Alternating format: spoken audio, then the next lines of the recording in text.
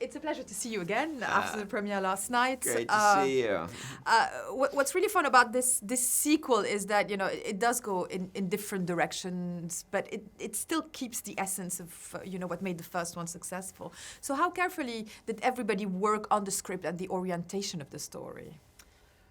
Well, you know, it was really important to us that if we were going to go back out there, we have an idea that we could get as excited about as we were about the first movie. And so a lot of that was in the writing, like you say. And I worked on it with the guys who I wrote the movie with, like, you know, and it was a very comprehensive writing process.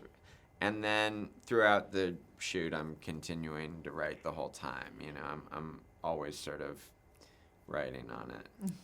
When you have so many comedians on set, does it mean that the script gets also, you know, much more spontaneous and there's a lot of improvisation with the likes of, you know, Danny DeVito? Yeah. You know, I always try to make sure that we really get what we wrote. And then if you have this many brilliant people around, you would be foolish not to take advantage of what they give you, because they're all amazing. Yeah, so there is a lot of improvising, and then there's the other thing too. And there's technology as well that, you know, brings the vision of this film to life. So how much was real sets, how much was visual effects, and how much balance do you have to find between the two? Yeah, you know, it's always been important to us that as much of it be real and in camera as possible, that we try. You know, I think that the most successful visual effects are usually when a lot of what's in the frame is real. So we really go to the places, you know. We really put the people in the places as much as we can. In the freezing cold. Yeah, in the cold and the hot and the sweaty jungle and all of that, you know. And we try to get as much reality into the movie as we can. Were you able to gauge after the first one what resonated with international audiences? Because the film was so successful with everybody around the world, you know?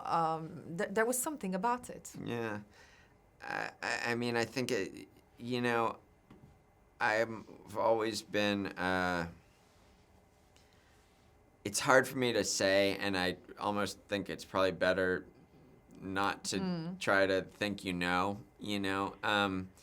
I know that there was something really powerful about the story to me when I first read it and as we were making the first movie. And I felt like, let's try to keep telling that story, and we'll try to keep it alive that way.